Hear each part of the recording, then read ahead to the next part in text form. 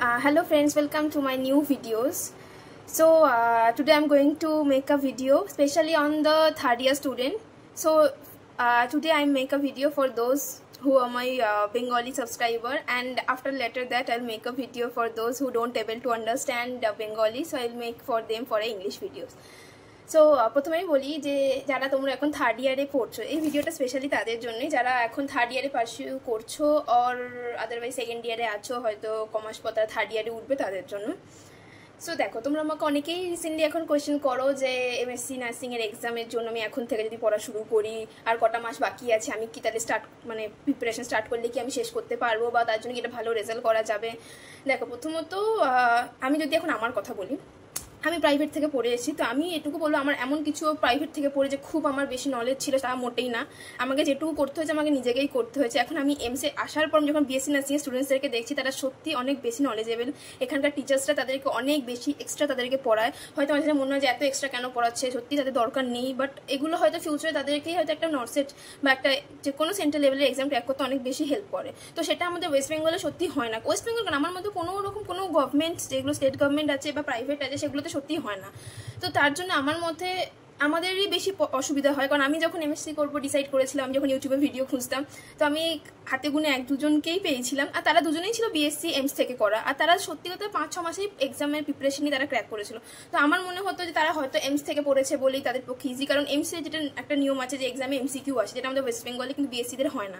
মানে তারা হচ্ছে যে প্রত্যেকটা যে অ্যানুয়াল এক্সাম হোক বা যে ক্লাস টার্ম হোক, তাদের সেখানে একটা 10 বা 15 মার্কস এরকম কিছু একটা কোয়েশ্চেন আছে, তো তারা সেগুলোর জন্য প্রিপেয়ার 4 বছর ধরেই হচ্ছে, যেটা আমরা 4 বছর ধরে হচ্ছে প্রিপারেশনে থাকি না। সাডেনলি 4 বছরের পর আমরা এমসিকিউ প্রিপেয়ার করা স্টার্ট করি, আর এতদিন ধরে 15 মার্কসের এই গল্প বানিয়ে বানিয়ে লেখার পরটা আমাদের পক্ষে অনেকটাই কঠিন হয়ে যায় যে একটা এমসিকিউ প্রিপেয়ার করা, কিভাবে অ্যান্সার করবো, নেগেটিভ মার্কসিং কম করবো। তো এই প্রবলেমগুলোর জন্যই আমি বলবো এটুকুই যে এখন যারা থার্ড ইয়ারে আছো তাদের জন্য, কারণ তারা অলমোস্ট 2 বছর কাটিয়ে নিয়েছো, সো তারা খুব ভালো মতো জেনে গেছে এই ফিল্ডটা কেমন, তোমরা কি করে সারাটা দিনের ডিউটির পর ক্লাসের পর নিজেদের অ্যাসাইনমেন্ট করার পর কতটা টাইম নিজের জন্য বের করতে পারো, বা তোমার পক্ষে কতটা বের করা সম্ভব সেটা তুমিই খুব ভালো মতো বুঝতে পারবে। কারণ ফার্স্ট ইয়ার আমরা সত্যি খুবই হেসে খেলে কাটিয়ে দিয়ে অনেক কটা সাবজেক্ট থাকে, কোনোটাই ভালো করে আমরা পড়তে পারি না ফার্স্ট ইয়ারে, তো ফার্স্ট ইয়ারটা আলাদা। সেকেন্ড ইয়ারে আমরা একটু অ্যাডজাস্ট করার চেষ্টা করি, সেকেন্ড ইয়ারে উঠে সাবজেক্ট একটু কমে ফার্স্ট ইয়ারের তুলনায়, আর তার সাথে সাথে আমরা একটু হোস্টেল লাইফ ফ্রেন্ডসদের সাথে অ্যাডজাস্ট করা শিখি, যেটা আমরা ফার্স্ট ইয়ারে সত্যি করে উঠতে পারি না। আর থার্ড ইয়ার আমি বলবো যথেষ্ট সবকিছু ঠিকঠাক হয়ে যায়, সাবজেক্টের তোমাদের যে রেসপন্সিবিলিটি সেটাও কমে যায়, যে কটা সাবজেক্ট থাকে সবই ক্লিনিক্যাল বেস সাবজেক্ট থাকে, তার জন্য এটুকু বলবো যে অ্যাসাইনমেন্টের চ্যাপ্টার অনেকটা বেড়ে যায়, যেহেতু 3টে সাবজেক্ট আলাদা আলাদা ক্লিনিক্যালের অ্যাসাইনমেন্ট কমপ্লিট করতে হয়। তো আমি যদি আমার কথা বলি, আমি কিন্তু ফার্স্ট ইয়ারের পর সেকেন্ড ইয়ার থেকে আমার নার্সিংয়ের প্রতি একটুখানি বিতৃষ্ণা এসেছিলো এই তোমার সরকারি স্টাফ নার্সগুলোকে দেখে, তো আমি তার জন্যই ভাবা শুরু করেছিলাম যে আমি এমএসসি করবো, আমি টিচিংয়ের দিকেই যাওয়ার আমার বেশি ইচ্ছে ছিল। তো তার জন্য আমি সেকেন্ড ইয়ার থেকে অনেক দেখি খুঁজি, দেখতে দেখতে আমি এমসে জানতে পারি, তার আগে আমি জানতাম না এমস বলে কিছু হয়, সেখানে আবার নাকি এমএসসি নার্সিংও হয়। তো তারপরে থার্ড ইয়ার থেকে ডিসাইড করে বইপত্র একটু খুঁজে ডিসিশন নিয়ে আমি থার্ড ইয়ার থেকে বইপত্র মোটামুটি কেনা চালু করেছিলাম। তো তোমরা যারা এখন থার্ড ইয়ারে আছো, তোমরা তোমাদের ফিউচার বার্ডেন কমানোর জন্য তোমরা এক কাজ করতে পারো যে এখনই তোমরা ভালো মতো একটু বইগুলো খোঁজার চেষ্টা করো যে কী কী বই এমএসসির জন্য অ্যাভেলেবেল আছে। শুধু এমএসসির জন্য না, যারা নোটসেট দেওয়ার কথাও ভাবছো বা ইএসআইসি রেলওয়ে, আমি তাদের জন্যও বলবো তোমরা এখন চেষ্টা করো যে অ্যাটলিস্ট একটা ডিসিশন নিয়ে রাখার বা একটা প্ল্যানিং করে রাখার। তোমরা বই খাতা আমার মতো এখন থেকে কেনা চালু করো, ঠিক আছে। সব বই আমি জানি স্টুডেন্ট লাইফে কেনা সম্ভব নয়, যেমন আমার সময়তে আমি শুধুমাত্র টার্গেট হাইটেই থার্ড ইয়ারে কিনতে পেরেছিলাম, বাকি বইগুলোর দাম শুনে আমি আর বাড়িতে বলতে পারিনি, একটা তারা এত টাকার লোন চালাচ্ছে, তার উপর আমি তাকে আবার বলবো 2-3 হাজার টাকার বই কিনে দিতে। তো তোমাদের জন্য বলি যারা স্টুডেন্ট এখনও আছো, সত্যি এত টাকার বই কেনা সম্ভব নয়, টার্গেট হাইটে কিনতে পারো কারণ এটা অনলাইনে অ্যাভেলেবেল নয়, পিয়ার আদাফ অনলাইনে অ্যাভেলেবেল আছে, তোমরা বই ডাউনলোড করে নিতে, যাদের কাছে ল্যাপটপ বা ট্যাব ফেসিলিটি আছে তারা সেখান থেকে পড়ে নিতেই পারবে। আর যেটা এনসিএলএক্স আছে, এনসিএলএক্সের 2টো বই হয়, তো এনসিএলএক্সের বইও কিন্তু অনলাইনে অ্যাভেলেবেল পুরো বইটাই। তো আমি এনসিএলএক্সের বইও কিনিনি, আমি পিয়ার আদাফও কিনিনি, আমি পুরো প্রিপারেশনটাই আমি ল্যাপটপ থেকে চালিয়েছি, শুধুমাত্র টার্গেট হাইট, কিন্তু টার্গেট হাইটের প্রাইসটাও রিজনেবল, তো তোমরা ওটা কিনে নিতে পারবে বাকি বইগুলোর তুলনায়। তো আমার মধ্যে কেনা শুরু করো, কেনার পর তোমরা বুঝতে পারবে যে বইগুলো হাতে পেলে বইগুলো কেমন, এমসিকিউ এর লেভেল কিরকম, কারণ 3টে বইয়ের এমসিকিউ লেভেল সত্যি 3টেই ডিফারেন্ট। এনসিএলএক্স প্রথমে স্টার্ট করলে খুব টাফ লাগবে, পারবে না। পিয়ার আদাব সেখানে তোমার খুব ইজি লাগবে, মাঝে মাঝে তো মানে ওখানে এমন কোশ্চেন থাকে খুবই জলের মতো। নেক্সট টার্গেটে যেটা হচ্ছে মডারেট, ঠিক আছে, তুমি ওখানে কোশ্চেন সলভ করা স্টার্ট করলে 50টার মধ্যে হয়তো তুমি 20টা পারবে, নিজে থেকে সলভ করলে 30টা হয়তো তুমি আটকাবে। তো তুমি যদি ফোর্থ ইয়ারের পর গিয়ে চালু করো প্রিপারেশনটা নেওয়া, তো তোমার কাছে কোশ্চেনের প্যাটার্ন বইগুলো কেমন টাইপের বুঝতে বুঝতেই হয়তো তোমার এতগুলো মাস চলে যাবে, তারপর তোমার পড়া প্র্যাকটিস করা রিভাইজ করা হয়ে ওঠে না। তো থার্ড ইয়ারে আমি যেটা করার চেষ্টা করেছিলাম যে অ্যাটলিস্ট টার্গেট হাইটা অন্তত, বাকি বই হয়তো আমার পক্ষে অতটা সম্ভব হয়নি পড়া, টার্গেট হাইটা আমি থার্ড ইয়ারের যে সাবজেক্ট ছিল 3টে paediatric, mental search and psychiatric, এই 3টে সাবজেক্টের এমসিকিউ আমি চেষ্টা করেছিলাম যে অ্যাটলিস্ট থার্ড ইয়ারেই খতম করে নেওয়ার, যাতে অ্যাটলিস্ট আমি একবারও যদি শেষ করতে পারি থার্ড ইয়ার সাবজেক্টগুলো থার্ড ইয়ারেই পড়ার সাথে সাথে, তাহলে আমার একটা আইডিয়া হয়ে যাবে যে আমি কিরকম কোথায় আছি আর আমার কতটা রিভিশন বা দরকার, কতটা আমার আরও নলেজ বাড়ানোর দরকার। কারণ এই তুমি তখনই টেক্সট বইগুলো পড়ছো, তুমি যদি তখনই এমসিকিউ করতে গিয়ে তুমি আটকাও, তাহলে তুমি তখনই বুঝতে পারবে যে তোমার আর কতটা টেক্সট বই পড়ার দরকার আছে। কারণ আমি যখন আবার প্রিপারেশন নেবো ফোর্থ ইয়ারের পর, তখনই অতগুলো টেক্সট বই ফার্স্ট ইয়ার থেকে শুরু করে ফোর্থ ইয়ার, সত্যি ভেবে দেখো পড়া মানে ডিটেলসে সম্ভব কোনোদিনই সম্ভব হয় না।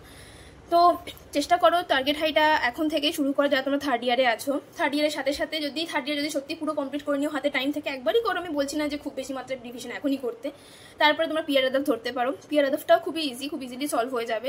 এনসিলেক্স টাফ লাগতে পারে, তো এনসিলেক্সকে একটু বেশি মানে টাইম দিয়ে পড়ার চেষ্টা করতে হবে, না হলে সত্যি টাফ। এনসিলেক্সের আগে যে থিওরি পার্টগুলো আছে যদি তুমি ওগুলো চেষ্টা করো একটু পড়ে নেওয়ার, তাহলে হয়তো এনসিলেক্সের যে কোয়েশ্চেনগুলো আছে সলভ করাটা ইজি হয়ে যায়।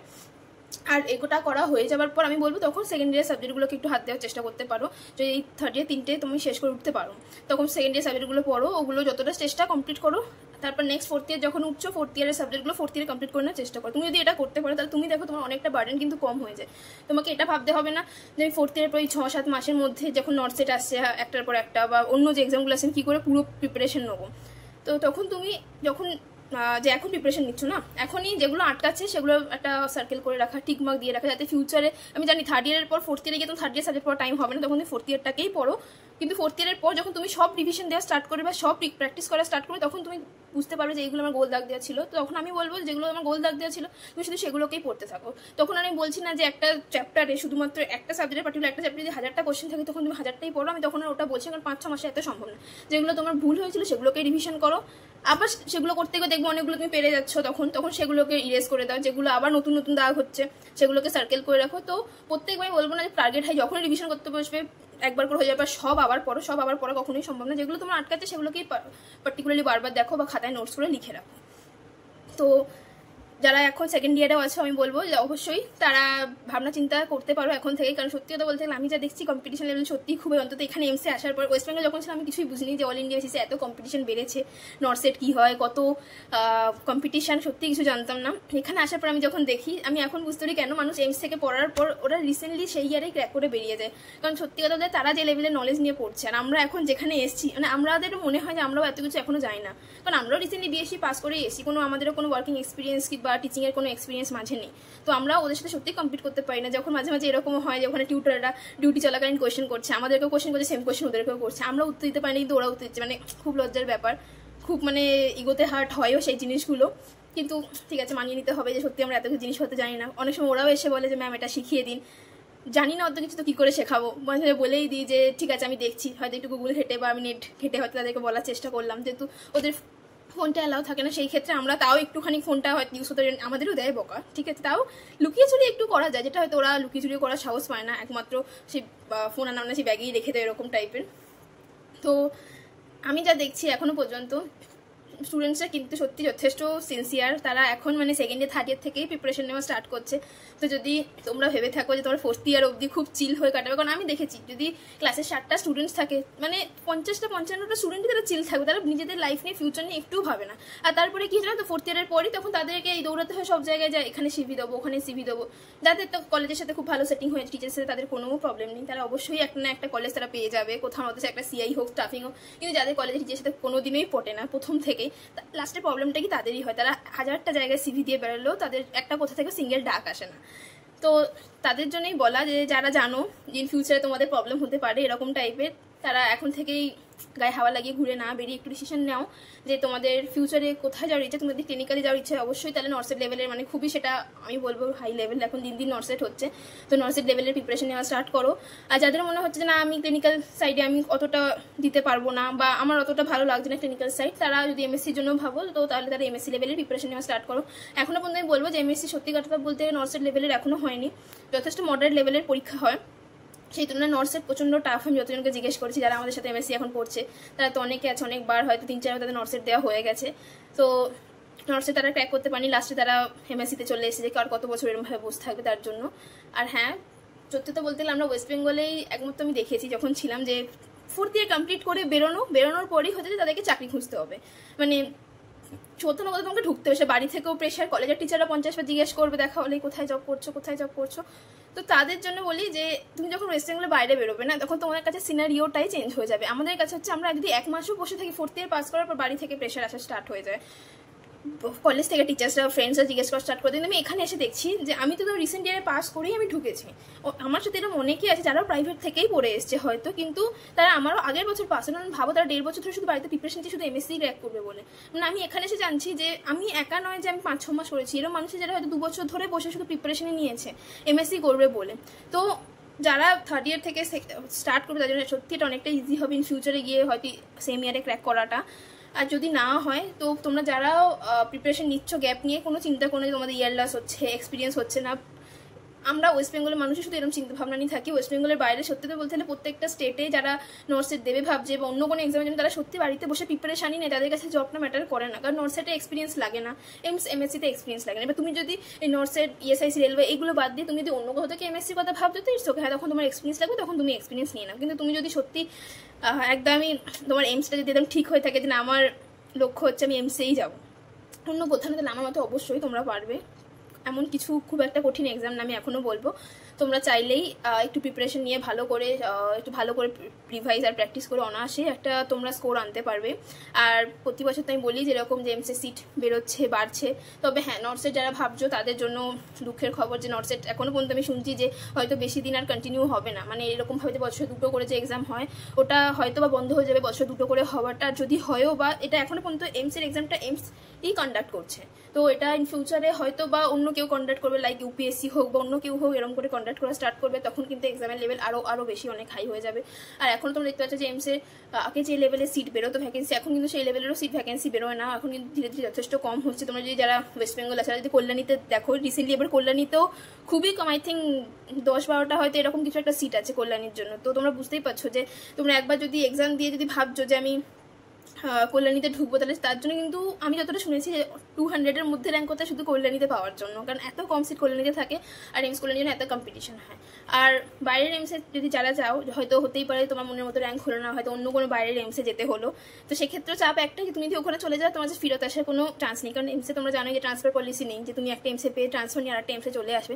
তখন তুমি যদি বাড়ির কাছে কোথাও বা জব দেখতে চাও, সেটা ইএসআইসি হোক বা রেলওয়ে হোক, তখন তোমাকে সেটা পুরো ছেড়ে নতুন করে আবার এক্সাম দিয়ে ক্র্যাক করে কিন্তু তোমাকে আসতে হবে। তো সেটা অনেকটাই কঠিন। এটা ইএসআইসি রেলওয়েতে আছে ট্রান্সফার পলিসি, তোমরা কোথাও পেলেও তোমার ট্রান্সফার যদি বাড়ির কাছে আসতে সেটা এমসে হয় না। তো যারা একবার বাড়ি থেকে দূরে যায় এমসে চাকরি করার জন্য, তারা কিন্তু চলেই যায়, তাদের পক্ষে বাড়ি ফিরে আসাটা কিন্তু সত্যি খুব চাপের। তো জাস্ট আজকের ভিডিও 3rd ইয়ার স্টুডেন্টসদেরকে একটা ছোটো রিমাইন্ডার দেওয়ার জন্য, যাতে তারা যেন এখন অন্তত অ্যাটলিস্ট ভাবা শুরু করে যে তারা ফিউচারে কোন দিকে যেতে চায়। তো আশা করি তোমাদের ভালো লেগেছে, আর তোমাদের যদি সত্যি আর অন্য কোনো ডাউট থাকে তোমরা অবশ্যই জিজ্ঞেস করতে পারো। সো বাই ফ্রেন্ডস, আজ এখানেই।